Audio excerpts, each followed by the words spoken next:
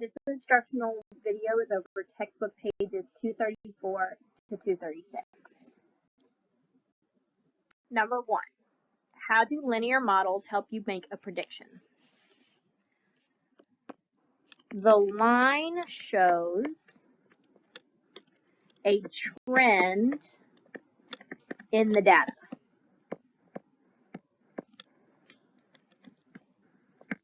We can use the equation of the line to predict a likely outcome.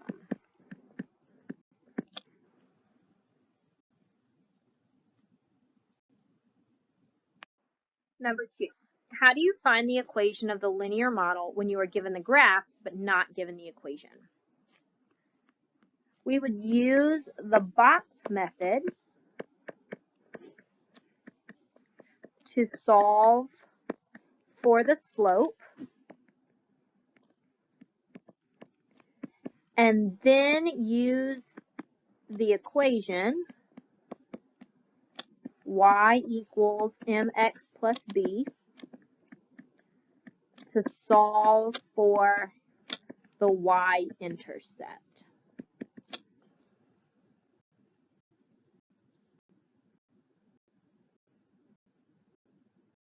Number 3, can a linear model for a set of data that is presented in the scatter plot always be used to make a prediction about any x value?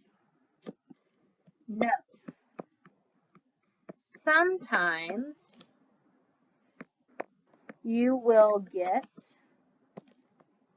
an unrealistic answer, one that is outside the range of the scatter plot.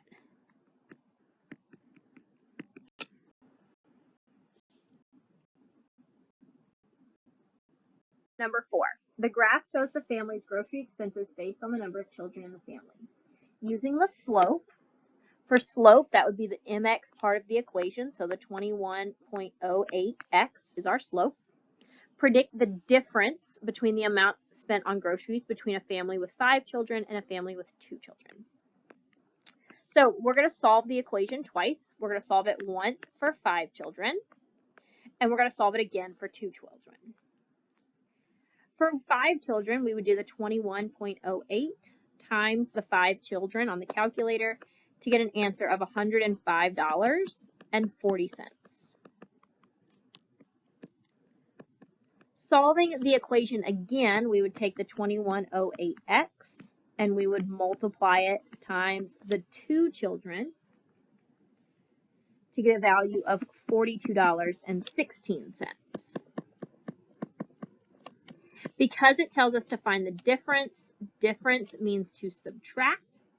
So we would subtract the 105.40 minus the 42.16, and we end up with a difference of $63.24.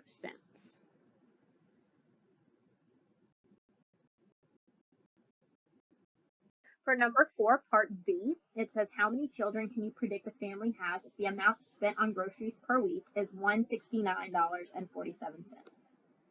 So again, we would take our equation given to us, the 2108x plus the 8515. We would take the total value and plug it in for the y position in the equation. When we solve the equation, we would draw our line down our equal sign. We would do the opposite of 85. We would do a negative 8515. When you subtract the 169.47 minus the 85.15, you end up with a value of 84.32. When you have only 2 numbers left, your next step is to divide the values. So the 84.32 divided by the 2108 gets us an answer of 4. So they would have 4 children.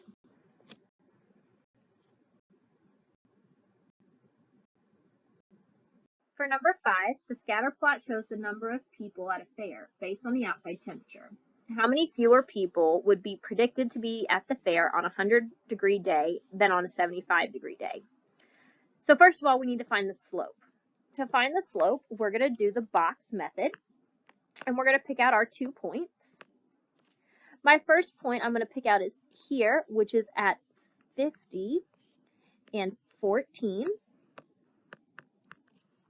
My second point, and it's kind of difficult to see, is here at 106.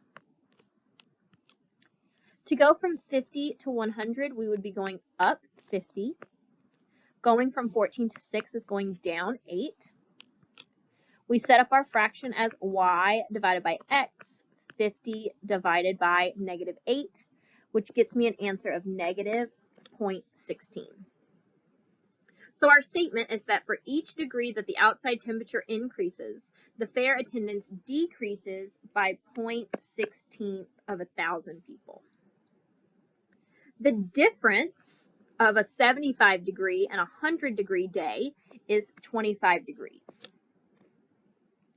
So we would multiply the point negative 16, which is our slope, times the 25-degree difference, and we would get an answer of negative 4. So our answer is about 4,000 fewer people are predicted to be at the fair on a 100-degree day than on a 75-degree day.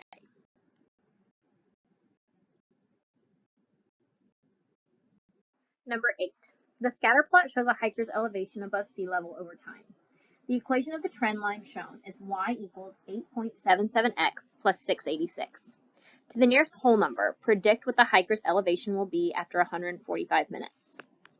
So if we take our equation given, and we would multiply and plug in our value for x of 145 minutes. So we multiply on our calculators the 8.77 times the 145 minutes to get a value of 1271.65. We would then add on the 686 to get a total value of 1957.65. The directions tell us to round to the nearest whole number. The 65 tells us to round up, and so our answer is approximately 1,958 feet. Number 10. The graph shows the temperature Y in a freezer X minutes after it was turned on. 5 minutes after being turned on, the temperature was actually 3 degrees from what the trend line shows. What values could the actual temperatures be after the freezer was on for about 5 minutes? So based on the trend line, 5 minutes would put our value at about 15 degrees. But it tells us that there was a 3-degree difference. So if we break it down 3 degrees, it could be at 12 degrees, or it could be at 18 degrees, depending on if it was 3 degrees higher or 3 degrees lower than what the trend line suggested. Number 11. The graph shows the altitude above sea level of a weather balloon over time. The trend line passes through the points 0, 453, and 10, 359. Which statements about the graph are true? So because we are given 2 points, we can go ahead and set up our box method with our values 0, 453, and our second points 10 and 359. To go from 0 to 10 is going up 10.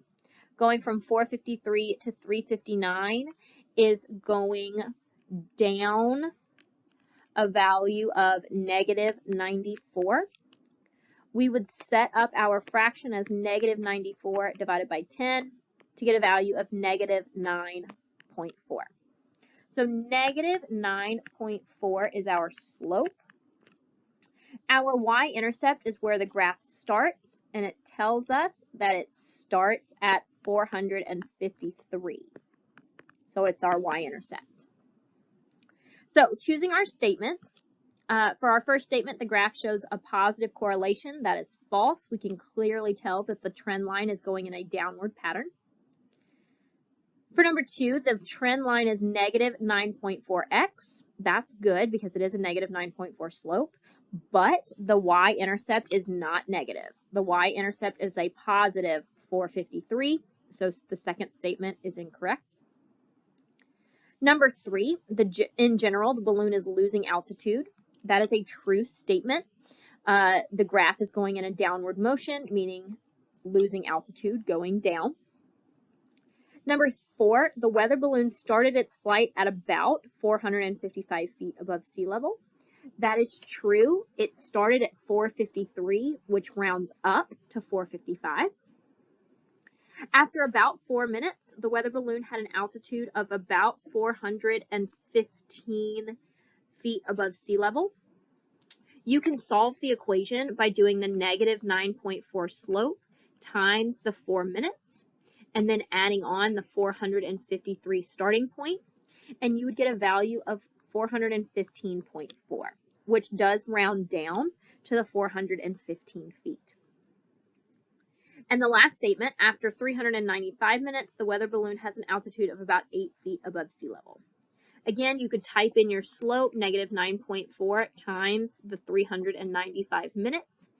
You could add on the 453 starting point, and you end up with negative 3260, which is not 8 feet above sea level.